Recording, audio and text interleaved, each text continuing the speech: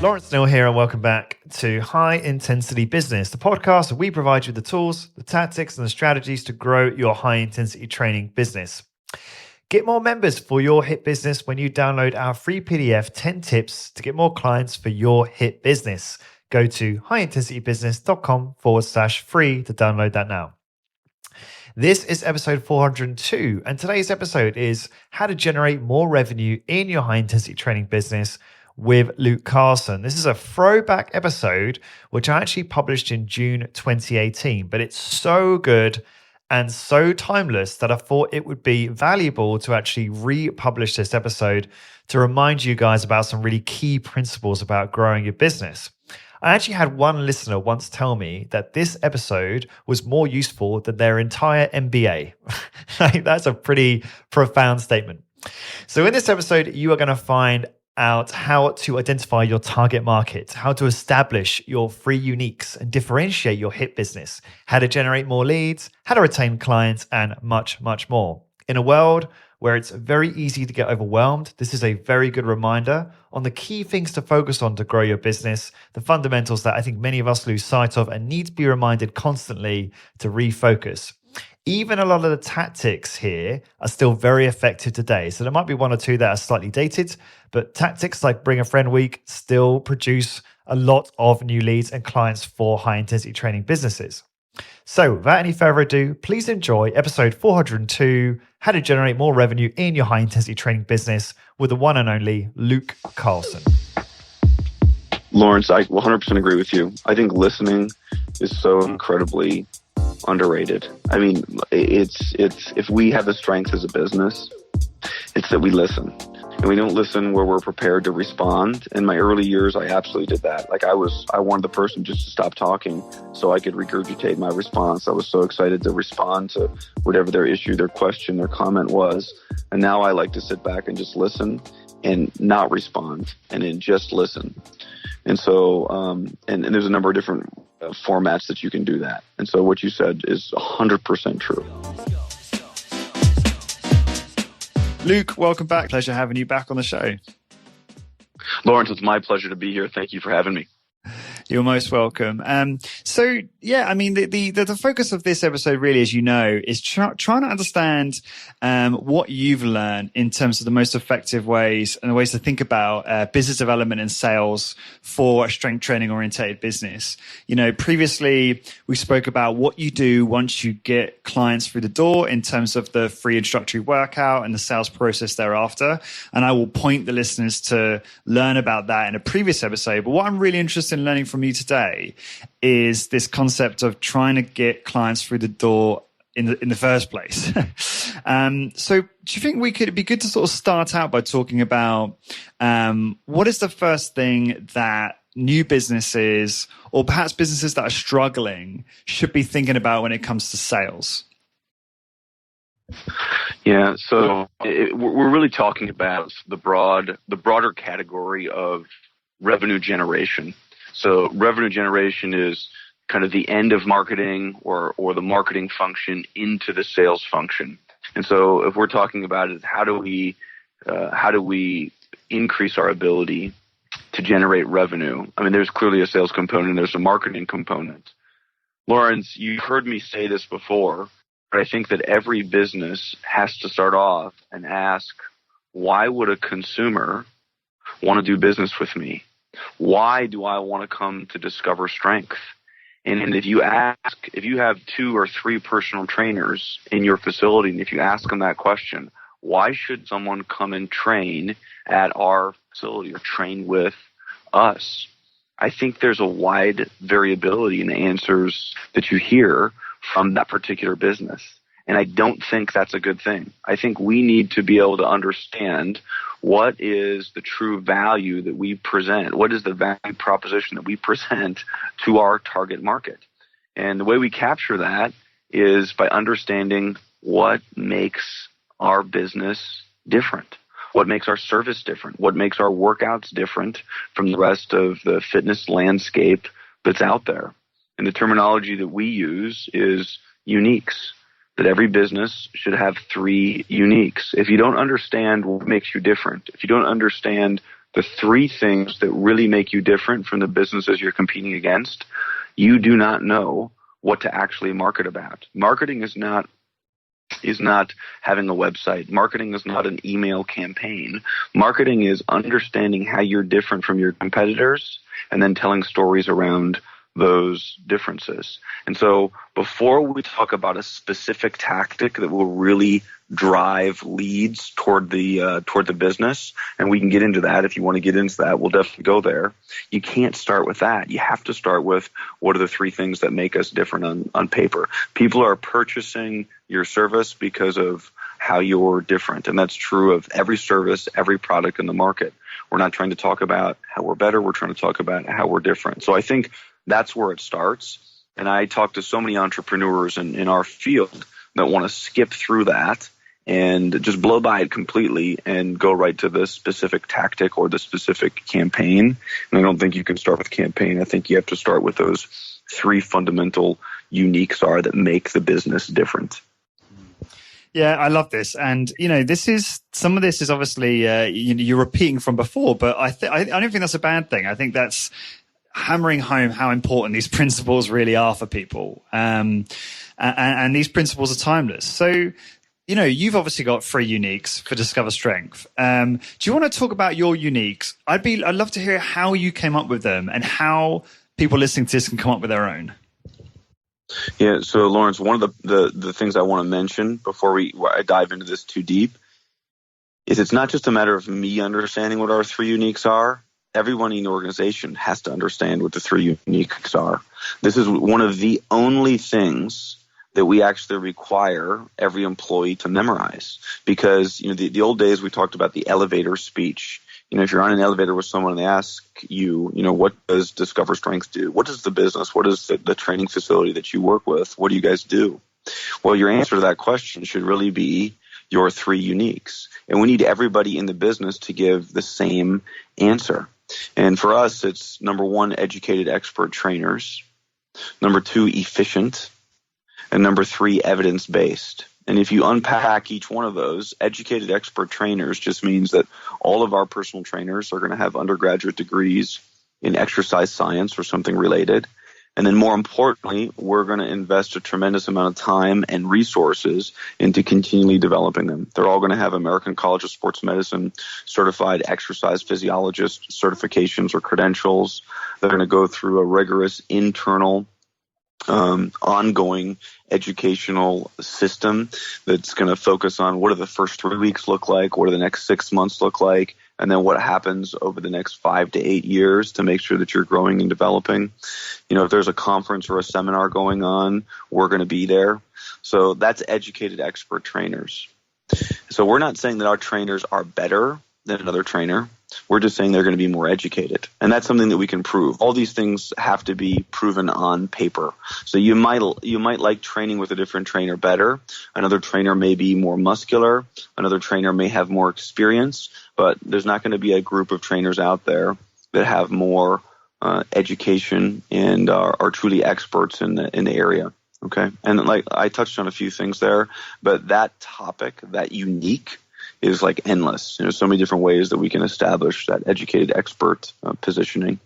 And number 2 is efficient. So a workout's 30 minutes long. We want to work with a client 1 to 2 times per week. Now, that's not going to sound novel to your audience, but of course, we're competing against fitness options where the class or the workout, the session is an hour long and someone should be training 4, 5, 6 times per week.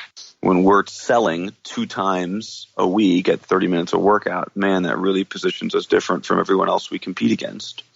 And the last one is evidence-based. So more so than being married to a high-intensity training methodology, we're very much married to an evidence-based methodology. So we want to constantly look at what the scientific literature says and bring that into our programming. So to that end, every week we read 1 scientific journal article as a staff. I send it out on Monday. We read it. We discuss it on Tuesday at each one of our different locations, and we talk about how we can apply that information. So our exercise prescription and how we're actually performing or coaching a workout over time should change as the scientific evidence shifts. And yes, the scientific evidence supports what we would call high intensity training largely. There's nuances here or there that the scientific literature allows us to just get a little bit more dialed into a particular area, have a greater understanding of how we prescribe exercise. And so that's what we want to be married to is the evidence-based and not simply the high intensity training approach. So none of those three things, Lawrence, make us good or bad, right or wrong. They just make us different. I think another business, one of their uniques could be high intensity training. It could be literally bulletin 1 and bulletin 2 style training. We will only do what comes out of bulletin 1 and bulletin 2. That makes you unique. That makes you different. I think most high intensity training practitioners are going to have the potential to have efficient as a unique. Although I do know some. I mean, I have one guy that I have tremendous respect for that's been in business for a long time. He schedules 45 to 60 minutes for each workout, and he has a client come in twice per week. I would argue that is not very efficient. So that is not a unique that person can utilize. The vast majority, or that business can utilize. The vast majority of high intensity training practitioners can utilize the unique of efficiency. So it's on paper looking at your competitors and then analyzing what you do as a business and picking three things that make you different than your competitors. They can do one or two things the same as you, but they cannot claim all three of your uniques. And of course, the litmus test is on paper. You have to be different. So they would have to agree with you that, yeah, that absolutely makes you different. Even equipment could be one of your uniques. If I'm Roger Schwab or Joe Cirilli and Ilyana Stoilova and I have X-Force equipment, those are some of the few places in the U.S. that have X-Force equipment, I might have X-Force technology as part of my uniques. That doesn't say that I'm better. It just means that I am absolutely different. You cannot go anywhere else on the East Coast and find X-Force besides X-Force Philly. That absolutely makes Roger Schwab and X-Force Philly different on paper. So again, not how we better, but just how we different on paper.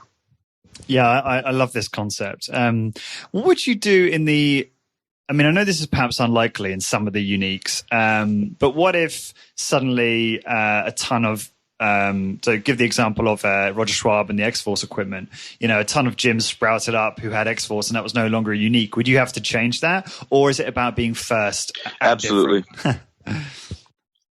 No, absolutely. I would change it over time. So just a broader example of that, Lawrence, is if there is a proliferation of high intensity training studios or gyms in one given area. And collectively, we're thinking, guys, we all kind of do things in a very similar way. There's still subtle and important differences. So you have to understand, okay, I can't talk about efficiency anymore because we're all doing workouts that are 30 minutes long. So efficiency will no longer be one of my uniques. But what can be a unique? And remember, some of these things may appear to be a little bit more superficial. A unique could be, for one business, shirts and ties. Okay, so we're one of the I think the last remaining kind of high intensity training practitioners that wear shirts and ties. We're always going to wear shirts and ties. That will make us different on paper. That will create or work at creating a different brand than any of our competitors. Now, right, wrong, or indifferent, it just makes us different. So as a marketplace becomes more crowded, you have to have differentiation. You have to understand how you're different when there's more competition. And I think about that all the time. I think about, wow, if I was in New York City and there's multiple really good high intensity training practitioners in Manhattan, they have to just think a little bit harder about how am I different than the people I'm competing against. And then they have to understand, who am I competing against? Does my consumer know about all these other high-intensity training options? Or is it I'm going to train here, or I'm going to hire a personal trainer at Equinox, which is a big box, upscale big box health club? So you're completely right that those uniques will shift as the competition increases or shifts. That's really interesting. So is the reason for free just that one might not be enough? Is that where the free comes from? So I think you need to understand like what your actual niche is, like what's the sandbox that you play in. So we would describe that, or we would define that as your strategic niche. Some people would call it your sandbox. I mean, this is the one thing that you want to be known for. For us, that's what we call personalized strength training. I mean, that's what we want to be known for, is personalized strength training. But within that personalized strength training, I think you have to have 3 uniques, and I think a business could have 4 uniques, but around 3 is about right, and your storytelling and marketing around those. If you have 1, it's too easy to emulate. I mean, there could be a number of other competitors that do one thing in the same way that you do it, and so therefore you're probably not actually different. So, okay, so that's awesome. So important for the listeners to really understand and articulate what makes their business unique. Where do you go from there? So from there, I think you have to understand who your target market is. The reason high intensity training and broadly fitness practitioners struggle, but specifically high intensity training practitioners struggle, is we are well aware that high intensity training or evidence-based training really is for everyone. It is the perfect exercise prescription for the 10-year-old. It's a perfect exercise prescription for an NFL football player, American football player. It's the perfect exercise prescription for someone who's 83 years old and has metabolic syndrome and osteoporosis and a number of other issues and ailments and orthopedic concerns. It is the perfect prescription for anybody who wants to strength train. And so we struggle with that because we know that to be the case. You can't market that way. We can't communicate that way. We can't sell that way. We have to understand who truly is our target market for our business. And so you have to describe exactly what that person looks like. And you know, because I've said this on the podcast before, that I'm an advocate of having an actual avatar for who that person is, because then your staff, I mean, you as an owner, as an operator, as a trainer, and the rest of your trainers and your staff understand who we really built for. We will let in a 15-year-old, and we will definitely work with an 82-year-old, but we were built for a 42-year-old female. That's who the business was designed for. And so that's what we really have to understand. And we have to understand that we're not going to turn anybody else away, but who are we really communicating to? And if you think about all of the brands and all of the companies that we interact with, they all have a target market. I'm thinking maybe because I'm talking to you, Lawrence, and your accent is making me think this way, but I think about Burberry as a brand, an iconic British higher-end fashion brand. They know exactly who their consumer is. I mean, they know who they're selling to. They know what their ads are going to look like. Now, if someone outside of that demographic, outside of that target market purchases from Burberry, they're okay. But they know the bulk of their revenue, the bulk of that is going to come from just that target market. So that's who they want to tell stories to. They know what that person looks like. They know where they shop. They know what their income is. And that's who they've built the whole brand around. They've designed messaging just to appeal to that person. And we need to do the exact same thing. We have to understand the psychographic, the demographic, all these different elements of that target market, and then only communicate to them. And that takes discipline. That means there's certain things we can't do on our website. There's certain things we can't do in an email campaign. There's certain social platforms we have to be on based on that. There's certain social platforms that we probably don't need to invest any time into because our target market is simply not there. Yeah, and for the listeners, what Luke was describing earlier is where he, in lots of detail, talked about the exact male and female avatar that Discover Strength target, and you can learn all about that in the link to that episode, which will be in the show notes to this. So I won't ask Luke to repeat that because we'll just be duplicating content, really. But to that end, you obviously thought a lot about, Luke, who your target market was going to be. And if I remember rightly, it's, broadly speaking, busy professionals. And how, this might not be news to you, Luke, but I'm actually in the process of starting a strength training facility here in Galway in Ireland, which is very exciting. But obviously I'm now trawling back through my podcast review to learn how to do that. So I'm obviously keen to understand and learn who to target and how to target them. And there's a number of different target markets that come to mind in Galway. But how would you go about actually figuring out who that target market is for you?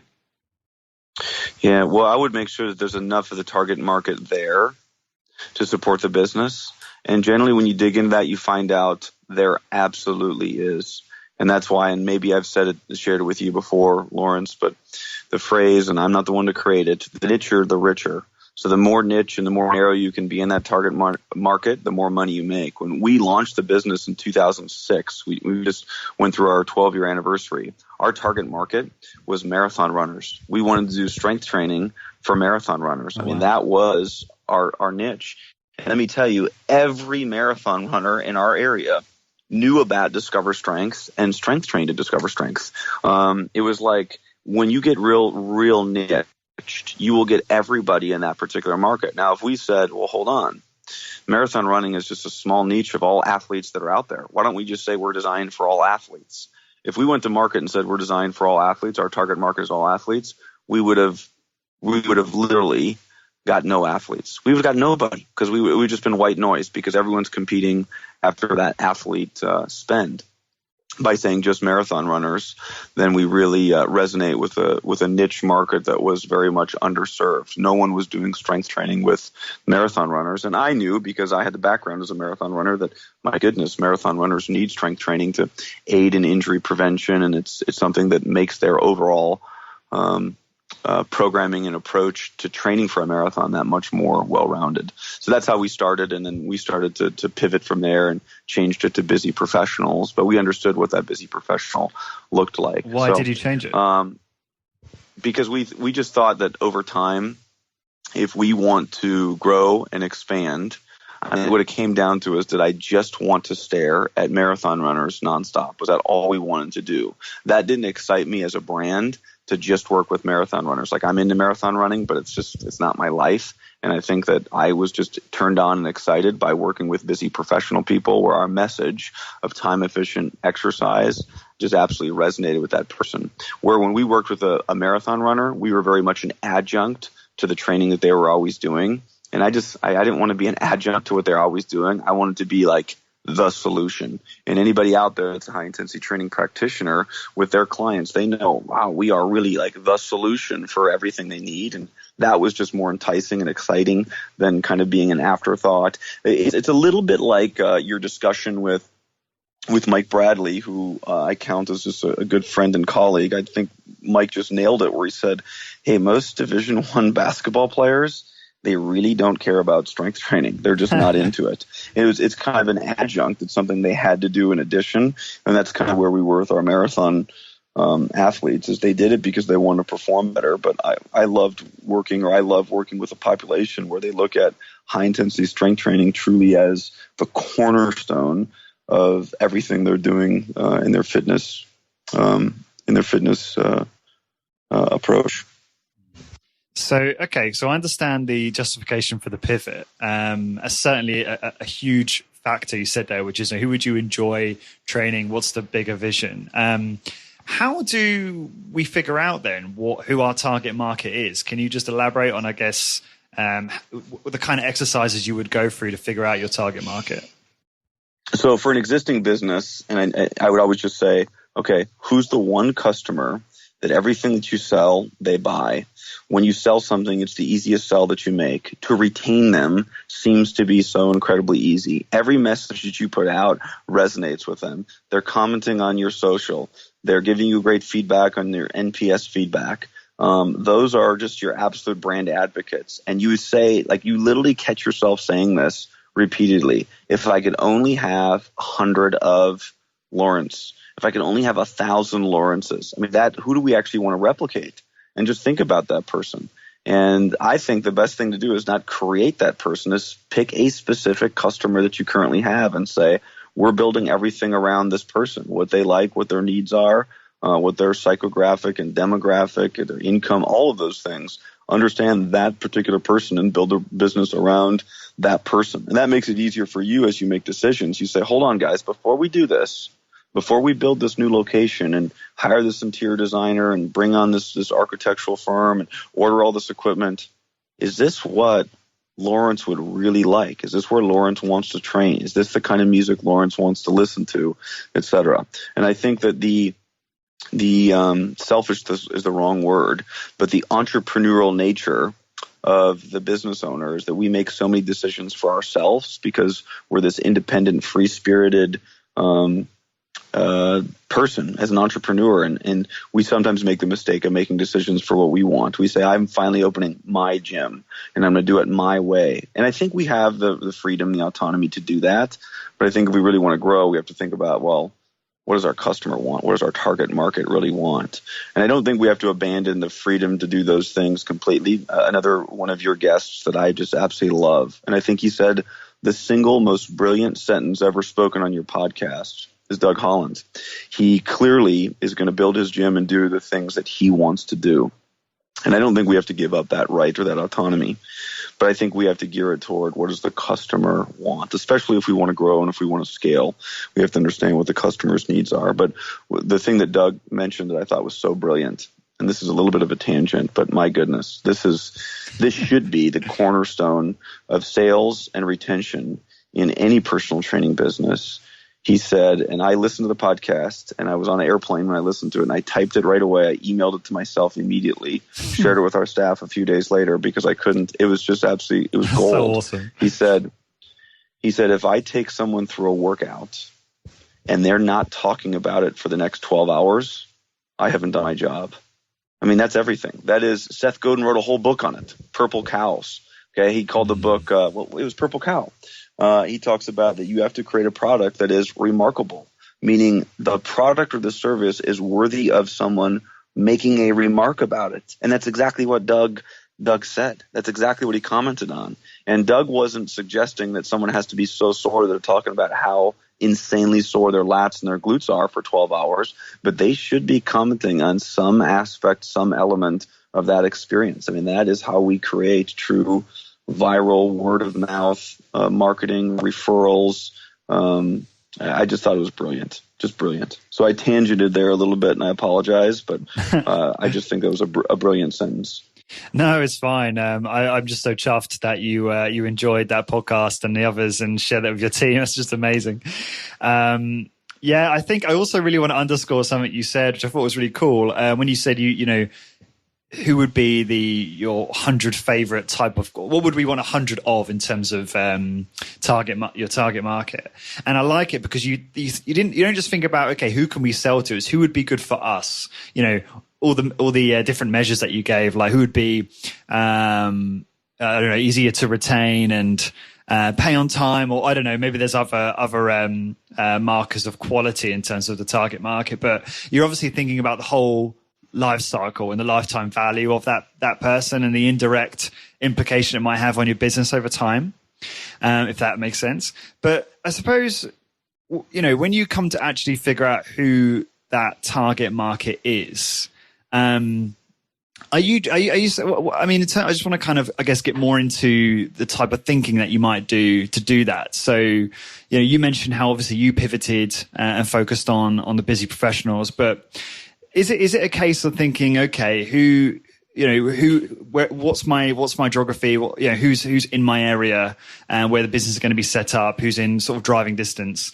and then figuring out, I don't know, which target market you personally may understand better than others, and then starting there. Or could you just kind of elaborate more on how you would identify that, if that makes sense? Well, there's two things. It's are you designed to solve the problems of a particular target market, or do you want to design so that you can solve the problems of a particular target market? So when we talk about high intensity training, and this is a different conversation for so many different businesses and so many different industries, but when we're talking about high intensity training, we all have this kind of built in, well, we want people to work out 1 to 2 times per week. There's a few of us that might say 3 times a week, but let's say 2 times a week, and a workout is about 30 minutes long. So we have this incredible advantage, this incredible unique that really resonates with a particular target market. And that target market is someone who views themselves as having limited time. So I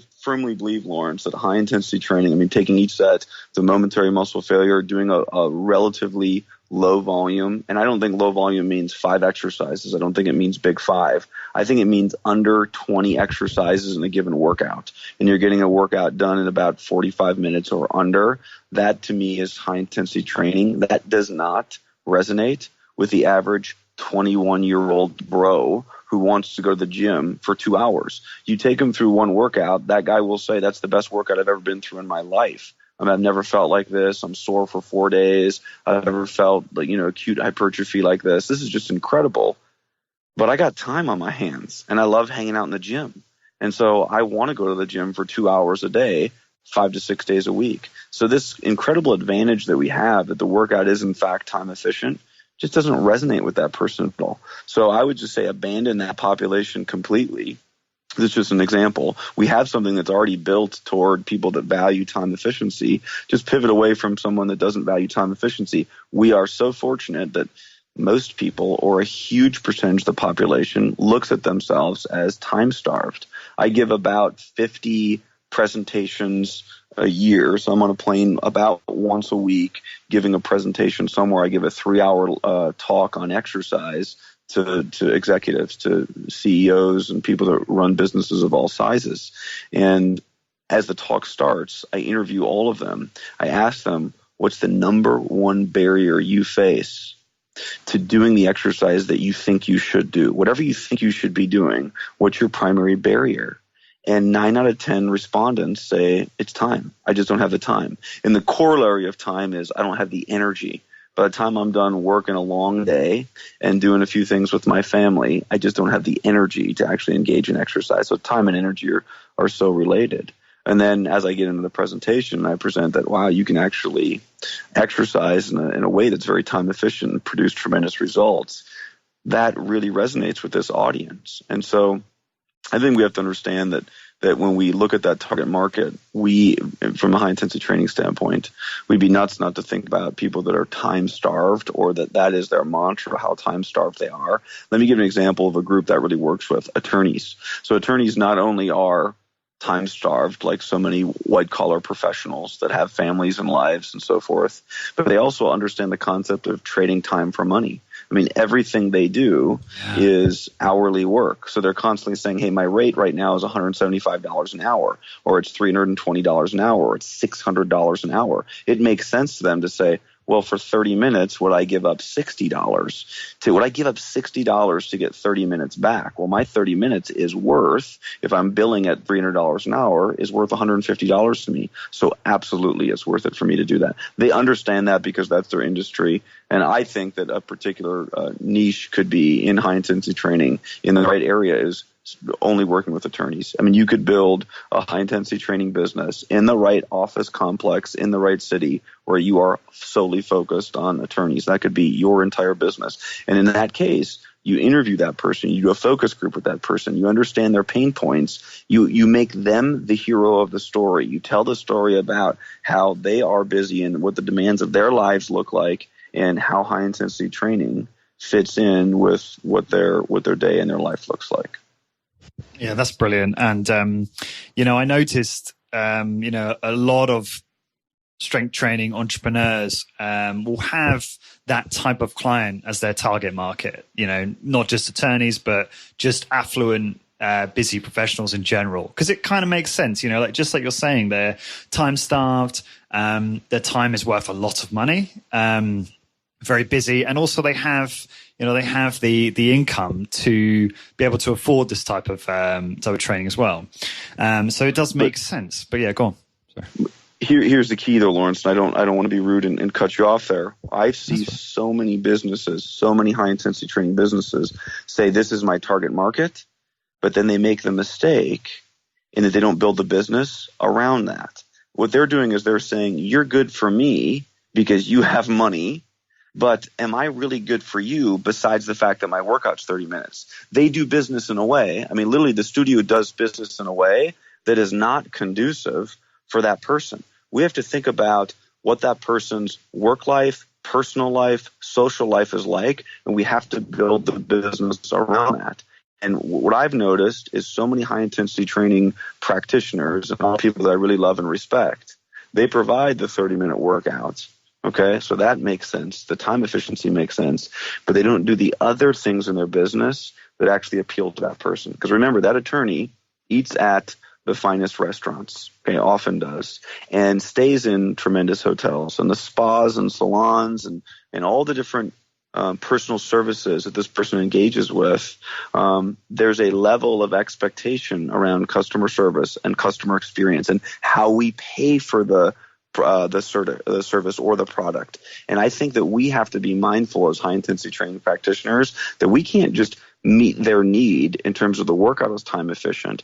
Every decision we make in the business, from how the client schedules to how they purchase to how they rebook or reschedule when the workout's over with, to how we communicate with them, how we decide to market with them, how we engage with them, all of it, whatever we do from a loyalty standpoint, has to be geared toward what matters to that target market. And that's where I think so many of us fall short. We say, yeah, our workout's short, and people love that. The busy professional person loves that. But we don't make the rest of our decisions in a way that are conducive to the way that person wants to do business. And you know how you figure that out? You sit that person down. And I'm telling you, we have so many businesses, all that I have tremendous respect for. If you sat their target market persona, if you sat that living avatar down and talked about the pain points of that business and the things they think that business could do better, that personal training business, they would name all these things. They would say, I love that it's short. I love that it's intense. I love that I get my butt kicked in 30 minutes. But they would say, boom, boom, boom, 1 through 10 things that really have not been designed for me. I mean, that really gets back to the true definition of customer service. I mean, customer service is only customer service if what you're doing matters to the customer in front of you. Okay, you can't think that it provides value. The customer has to think that it provides value. And I think that that's where we have just this massive opportunity to improve and grow as personal training businesses and high-intensity training businesses. Now I'm really starting to understand what you mean by being obsessed with the customer, which you mentioned in a previous episode with me. But yeah, I have not thought about it like that in terms of actually, you know, I often think about, of course, you would want to mold the service and product around the target market, but to actually mold your entire business and all of the touch points that the customer might have with your business to that customer completely makes sense. And I can also appreciate and sort of understand why some high intensity training business owners have an aversion to that, because like you say, they want to create something that's like their baby and their lifestyle business, and they don't necessarily want to mold it for someone else. But, you know, at the end of the day, if you want to be a successful business, that's the way you have to think, right? Yeah, and Lawrence, you just nailed it. And I respect anyone that's out there that I have met or haven't met that wants to run their business that way. I have tremendous respect for someone that does that, and that's fine.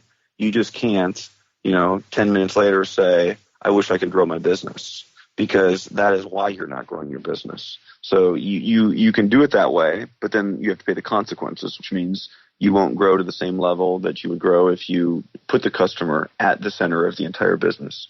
When you put the customer at the center of the entire business, all of this changes, and how we make those decisions changes. And so that's a choice you have to make: is, do I want to do it my way, or do I want to grow and grow revenue and become more profitable? And I'm not about to suggest what the right answer is. I think each individual entrepreneur and each individual business has to decide that. Yeah, and I think, but if you think about it, go ahead, Lawrence. Sorry, you go. I was just going to say that think about just purchasing. I think about our customer.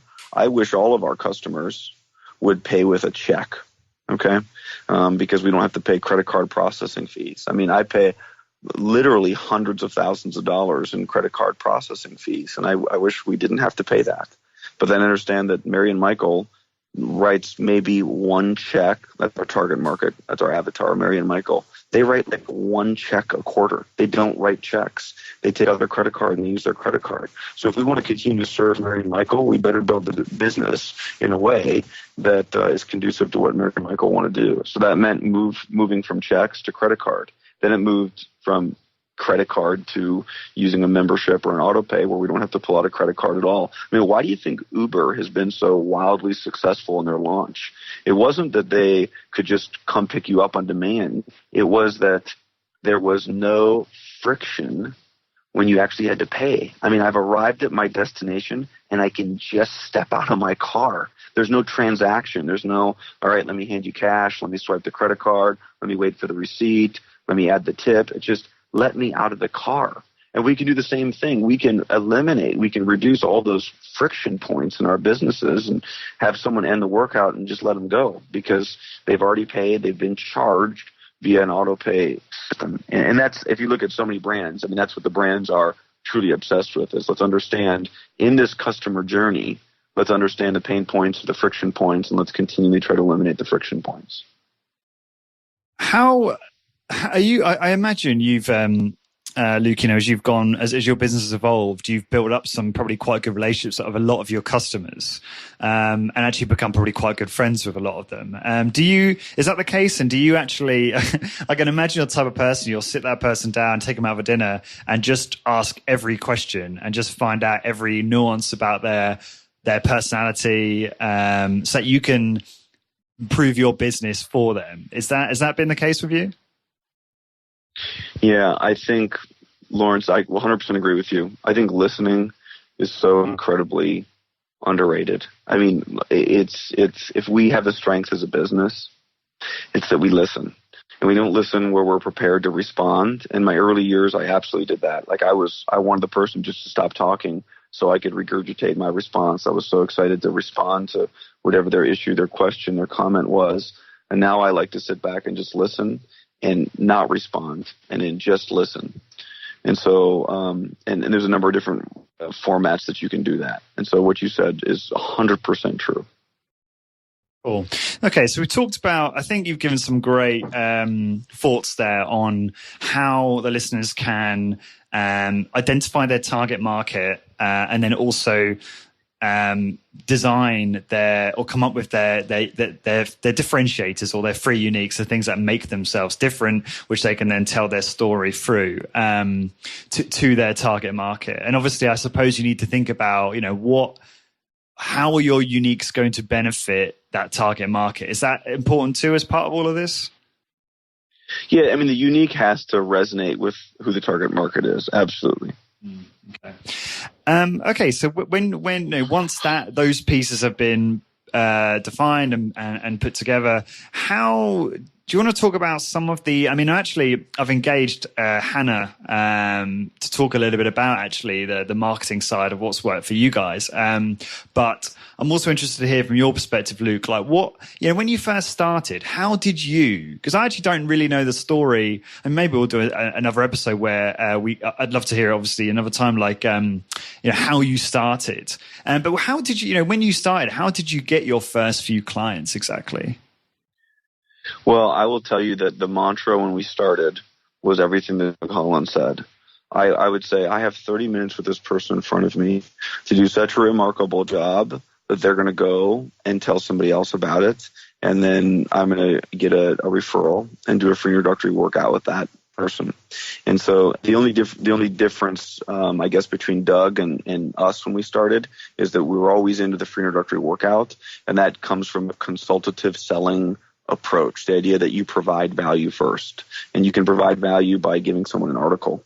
You can provide value by teaching and explaining something. You can provide value first by actually delivering a workout. So we always believed in provide value first, just value, and then you ask for the sale. You've already demonstrated that you're able to provide value.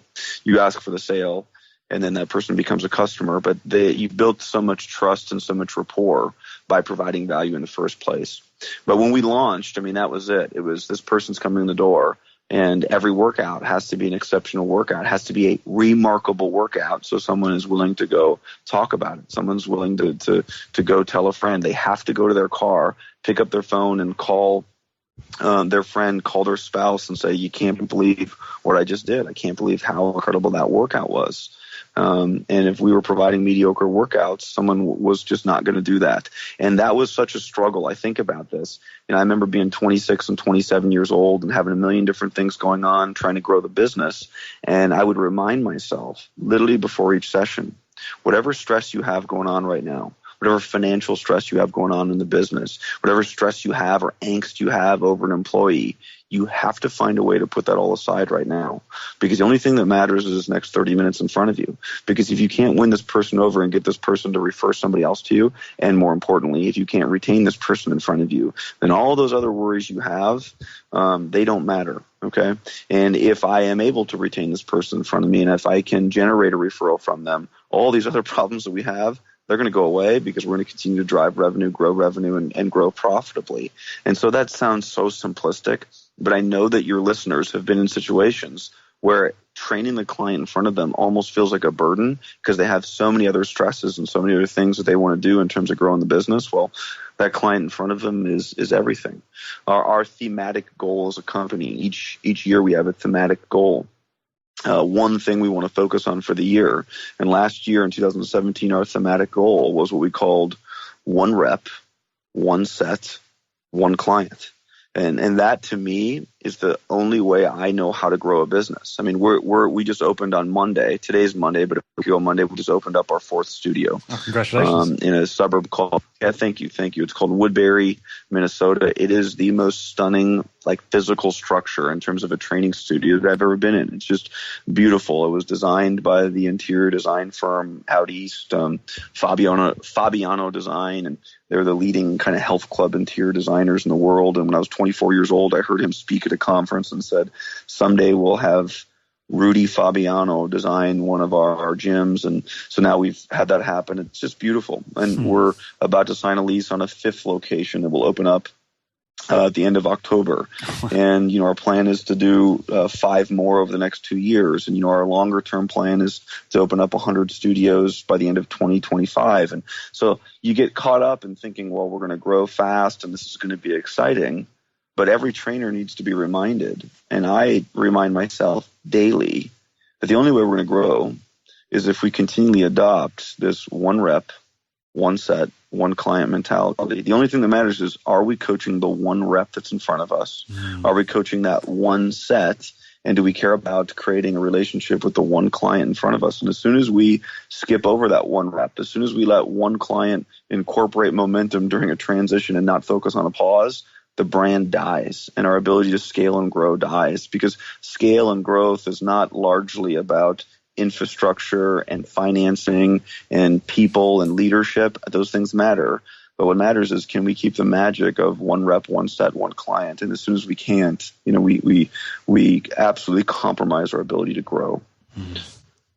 Yeah. And by the way, I had no idea how we got onto that topic. So I apologize if I tangented there. No, it's gold. I feel like I should be wiring a few grand to you, Luke, for this free consultation. Well, that's not deserved, but hopefully it will help you. So, okay, this is really good stuff, and I think this is a really good. These are really good principles and important principles that our listeners need to really think about in terms of, if they're having issues attracting new clients, maybe it's a problem with one of these areas.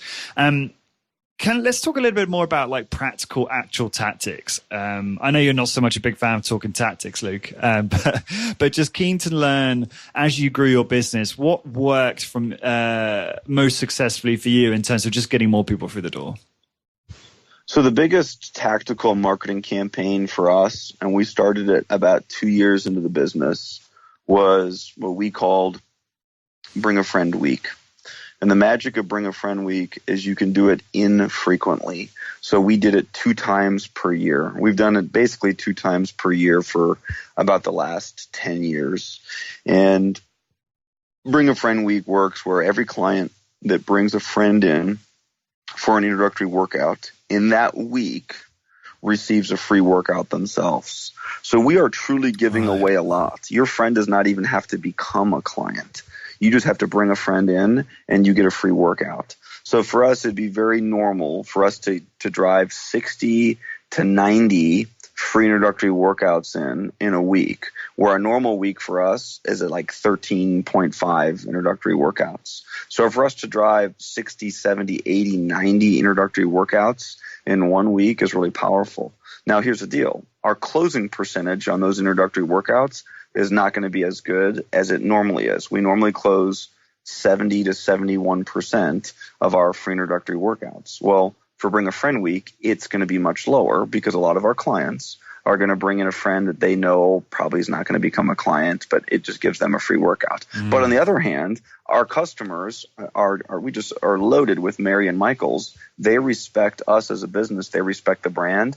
They're generally only going to bring a friend who is really the right fit for Discover Strength. So thankfully, we just have tremendous customers who are, understand the brand and are respectful, and they bring in really good referrals that week. And of course, Lawrence, they can refer somebody, 52 weeks out of the year. But this 1 week out of the year, specifically 2 weeks out of the year, because we do it twice, we say we want you to bring a friend in and we will give you a free workout. And so we, from day one, I shouldn't say from day one, from the first time we did this, which is about our second year of operating, we would have all our trainers just geared up and ready to go for this 1 week, because we were going to work with so many free introductory workouts, and we knew this is our big chance to really, really grow the business. And we did. We would acquire, our last Bring a Friend week, we acquired 33 new clients. And so, yeah, we gave away a few free sessions in that, but our lifetime value of a new client is massive. Yeah. And so we would gladly give away. That's the most cost-effective marketing we can do, is to give you a free workout if you bring somebody else in. So we do that twice per year. We have a Bring a Friend week coming up here in 2 weeks that we're getting geared up for now. And so we're excited about it. So we'll set a number. We'll set a goal for it. We'll promote it heavily internally in the facility. We'll promote it via mass emails. We'll promote it on all of our social media. And we provide that free introductory workout. Now, you have to get really good at that free introductory workout and understand how you provide value in that to get somebody to move toward closing, or even if they don't close, to talk about it. We have so many people during Bring a Friend that we don't close, but they talk about the workout to someone else. So that's a real tactical thing that's worked for us forever. I love that. And yeah, and just to reiterate, what Luke was saying there in terms of the free introductory workout and every single detail that is taking place, which I'm sure has evolved since we spoke about it last, which was a couple of years ago now. It is all in that episode that I mentioned before, which will be linked to from the show notes. So you can literally learn exactly how Luke and his team, are trained to take that client through a remarkable workout, but everything is very, very deliberate, including all the language and the kind of close at the end of it as well, which I think is just brilliant. And I think I think clients just really, really appreciate that. They really, prospective clients appreciate the thought that's gone into how good you've become at doing that.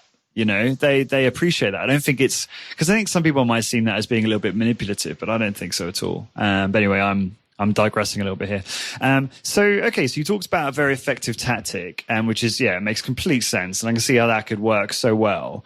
What else is there that comes to mind and that you might do like year round that drives people through the door? So a second thing, this is really tactical, and I think this is probably what you're looking for, is we're at this point really, really into Facebook and Instagram, and we're into paid Facebook and Instagram. And so like a Facebook dark post. So we think investment in social media, investment in paid social media right now is the right thing to do. We didn't invent any of that. That really probably comes from Gary Vaynerchuk or Gary Vaynerchuk's influence. But we think paid social works and works for our type of business. So that's a second, really tactical, really mainstream. Most of your listeners are aware of that, whether or not they're putting that investment in right now. We would continue to say that if whatever you're putting on your paid social or your just your organic Facebook and Instagram should still speak to your three uniques. You shouldn't be leading with the program that you're selling or come in for a free introductory workout. You should still be storytelling around those three uniques. Mm. Yeah. And go ahead, Lawrence. No, go on. I was going to give a third one. So that one was very much just a lead generator in all ways, and that's filling the funnel. That is driving introductory workouts, and that's just traditional marketing and advertising. A third thing we do that's a little bit more untraditional, but absolutely works for us from a retention standpoint and a generating referral standpoint is, and we've done this again for 11 years, is our monthly seminars. In the monthly seminars, each Tuesday, the first Tuesday of each month, we do a 30 to 45 minute seminar. And we actually do it at each one of our locations. So our downtown Minneapolis location, we do it at noon, right over the lunch hour. At our Plymouth location, we do it at 7:30 p.m., right before we close. Our Chanhassen location, we actually do it on Wednesdays at 7:30 p.m. So we do a seminar once per month, and any client that attends that seminar actually gets 10% off of their next month of auto pay, their next month of purchases. And at Discover Strength, we do not believe in discounting whatsoever. I mean, everyone pays the same price. There are no discounts. There's no discount. There's no class pass. There's no starter package that's less expensive. I mean, we want to be a premium luxury brand where you are paying full price. The only time we give you that discount is if you come to a seminar and learn. So if you're going to come and learn, we will essentially reward you with that 10% discount. Now, why would we do that? We do that because, one, if we didn't provide the discount, no one would come to the seminars. And if someone does come to the seminar, we know that they're going to learn so much. And as Howard Schultz, the longtime CEO or former CEO of Starbucks, would say, is we understood that when you're passionate about something, everyone assumes you'll go out and learn more about it.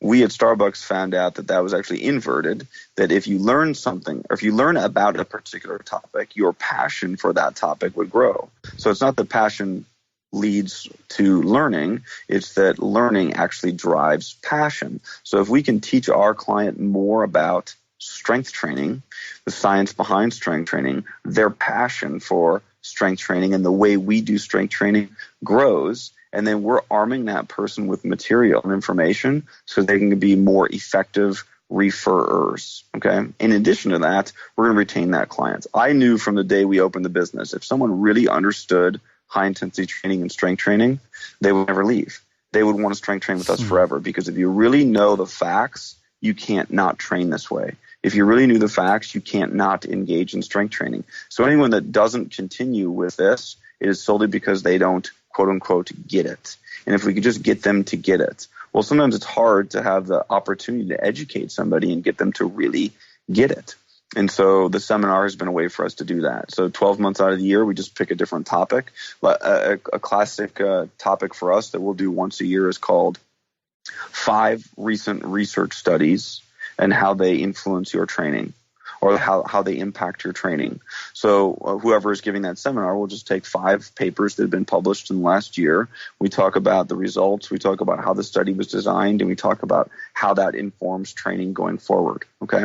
But we've done seminars on everything you can imagine, from the history of Nautilus, Arthur Jones, and the advent of high-intensity training. So we've done seminars on how strength training impacts marathon preparation. So this coming week, we're going to break one of our cardinal rules, and that rule is that we never let anybody give a seminar at Discover Strength other than a Discover Strength, staff member, because, hey, it's our brand. We want to tell our brand story. We want to tell the story kind of our way, and we want to position us as the experts. We would never let a chiropractor or a physician or someone in town come in and give that seminar. We're not trying to build business for them. We're trying to really position ourselves as the experts. So the few times that we break that are when Dr. James Fisher happens to be in town. So we always have him give a seminar when he's in town. And then just so happens that Dr. James Steele is going to be in town next week for the American College of Sports Medicine annual meeting, which happens to be in Minneapolis. And so I'm going to pick him up at the hotel, and he's going to come out for a workout. And then after the workout, he's going to give our seminar to our entire client base. We're going to do it at our corporate office. We have a big training room there, and we'll have just a huge turnout to hear Dr. Steele speak. He's going to give a talk about effort, what effort really is and what it isn't, and why it matters. And then everyone that attends that seminar will get 10% off. So as the experts, all of your listeners are truly experts in high-intensity training. They have just a tremendous opportunity to be teachers and to prepare these seminars for their clients, because what we all make the mistake of, Lawrence, is we all think that our clients get it. We all think they understand the high intensity training. And then that client leaves and we find out 6 months from now that they are at a CrossFit gym, or they're doing Orange Theory Fitness, or they're doing something that is actually the opposite of safe, evidence-based, high-intensity training. And we're thinking, wow, I thought they got it. I guess they didn't actually get it. And they demonstrated that they didn't get it by doing essentially the opposite of what we've always done. And so I think you got to take advantage of every opportunity to teach your clients so they understand. And yes, a small percentage of your clients are never going to really care. They're just going to say, hey, as long as I don't get injured and as long as this is time efficient, I'm going to keep doing it. But I think it behooves us to continue to teach and tell the story and let that person understand why they are spending the money, why are they putting in the effort, and so that we retain them for a longer period of time, number one. And number two, they can now refer and be a more intelligent storyteller around the brand and drive referrals. Yeah, that's awesome. And you're absolutely right. I think even myself, we get caught in a bubble. We think that is it a Dunning-Kruger effect, or one of those where you think that everyone is at the same? I'm probably thinking of a different thing now. But I'm not sure. I haven't heard that terminology before. It's not. I think it's not. Dunning-Kruger is probably where you think you're more intelligent than you actually are. But no, I'm just. I don't have to use that. But I'm just saying. When you get really into anything, but as an example, high intensity training, you start learning about it. You forget what it was like to not know that, and then it becomes harder for you to relate to people that don't know. And I think it just goes to what you're saying now, is that, we assume that even people that start doing this type of exercise, that they understand all of the benefits and the reasons why they shouldn't do anything else. But the truth is they might not, as you pointed out. So I can see where there's such value in doing seminars. Do you drive new registrants, like non-clients, to the seminars as well? No, that's not the focus at all. Okay. Occasionally we'll have a spouse or someone that comes in, but from the day we started those seminars, we did not want to have this kind of tacky approach where there was going to be a seminar and at the end there was going to be some type of sales pitch. I mean, our seminars we receive compliments, and I love this, for the last 11 years, that I went to a seminar and all we did was learn, and no one tried to sell me anything. And in the back of my head, I'm thinking, that's awesome that you feel that way, but we were trying to sell you. Because we taught you so much, like, you're not going to ever go anywhere else because now you understand it and you get it. We didn't sell you in that moment, but we're always playing the long game. I mean, we're always thinking long game. We maybe didn't sell a new person in that evening, but we sold or we retained somebody or we armed you with knowledge that allowed you to refer someone. So we're playing long game, and long game, we absolutely were selling. I just think our mindset is so much with selling is, are we selling in the moment and are we closing in the moment? But are we always positioning ourselves to earn that sale over the long haul? And I think that's exactly what that seminar does. And because I mentioned this at the REC conference, that when we're talking about building a profitable business, there's only 4 levers. And the first lever is always client retention. So before we acquire new clients or make more money from the clients that we have, our first focus has to be retain the clients that we currently have. And the seminar works powerfully to do that as well. Awesome. And just to jump back a second, obviously you've mentioned a couple tactics that you employ to get more clients, and then you also mentioned there some of the social media you've been doing lately. I think, would you say that before, in terms of how the listeners should be thinking about how they target, where they should spend their money or their time in terms of promoting their story and their message and their service, it's understanding exactly where their target market hangs out. Like what, are they on Facebook? Are they on Instagram? What blogs do they visit? What events do they go to? Is it more important? Like, would you be personally trying to understand all of that first before obviously trying these tactics out? Yeah, I would understand the platforms and the mediums that your target market are interacting with, where they're spending their time, and then make sure you're storytelling there. Good stuff. Okay, cool. Okay, so I think this has been pretty all-encompassing in terms of, because I don't think it's much value necessarily us going into more and more tactics, unless there's anything that comes to mind, Luke, in terms of things that have been effective for Discover Strength in terms of attracting more clients. Well, the thing that I would say, and this is tactical, but it's not a specific campaign, is that you have to track some key data.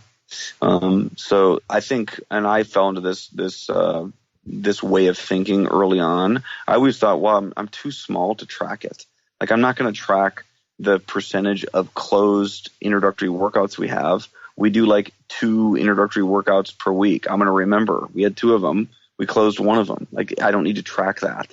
But I think it's so imperative that we come up with a few of the key measurables. So the key performance indicators that we're looking at on a weekly basis, so we understand which one of our campaigns are working, how are we doing when we actually have a free introductory workout, how long are we retaining our clients. Client retention is one of the least understood topics in not just the high intensity training studio world, but in all of studios and boutiques and the entire health club space. Very few people truly know what retention is and how is retention different from attrition, and are they opposites of each other, or is there more nuanced definitions? I think we have to just track these things so we have good data, because we should constantly be rifle shotting new ideas, or we should be A and B testing different things that might work, that might drive retention, that might increase our sale. Like, if you tweak one aspect of your sales process, you should do that, and then you should see what happens to your close percentage. I know at Discover Strength, when we took the introductory workout away from all of our trainers and we just created a sales team that did the introductory workout. So it was a group of 6 trainers that did all of the introductory workouts. Our closing percentage increased. It almost doubled. And we said, okay, that was a good change. If we hadn't been keeping track of that data, we wouldn't have known that. And now we know that we will never have all of our trainers do free introductory workouts. We'll identify the people that have the interest in doing it, that have the talent in doing it, and then we'll spend a tremendous amount of time training and managing those people so they continue to improve as the person who's delivering that introductory workout, that sales process.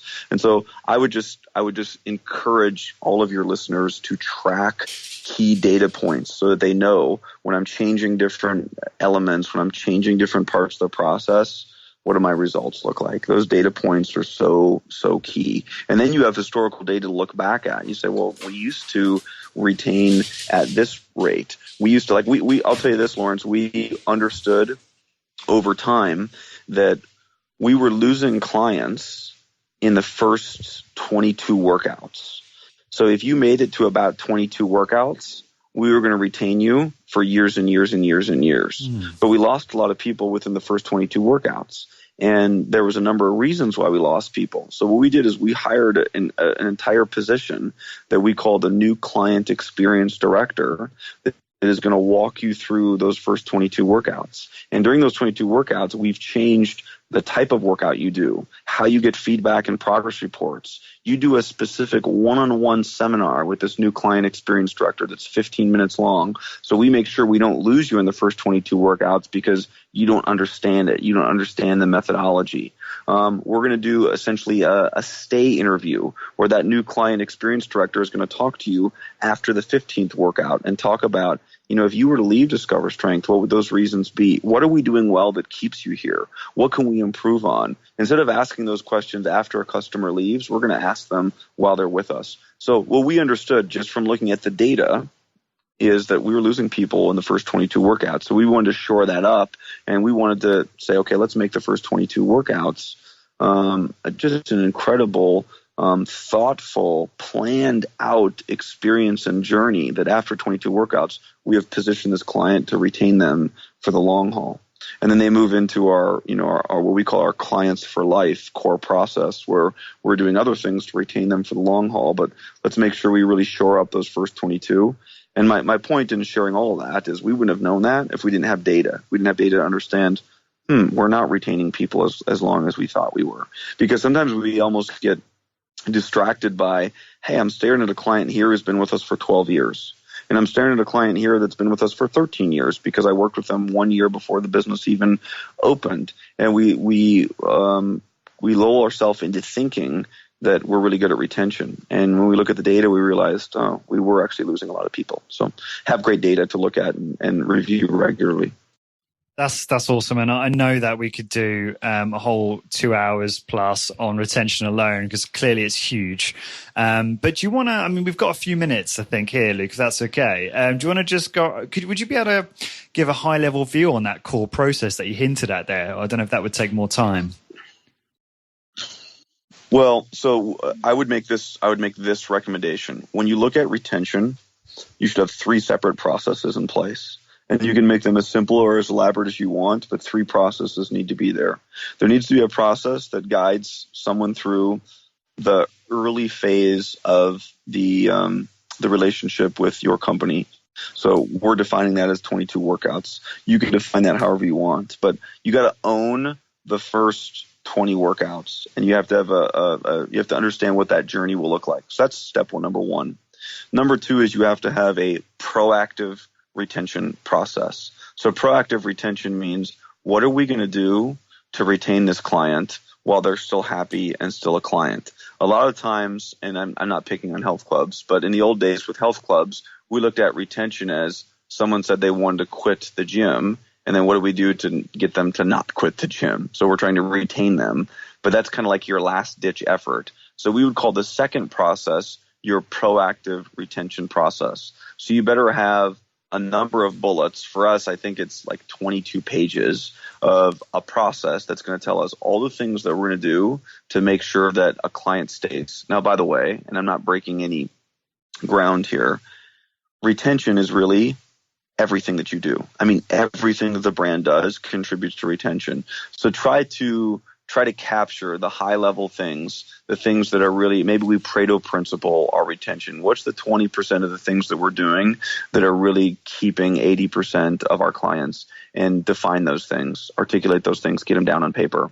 And then lastly, you have to have a reactive retention process. So what happens when a client leaves? Okay, for us, what happens when a client hasn't been in for 10 days?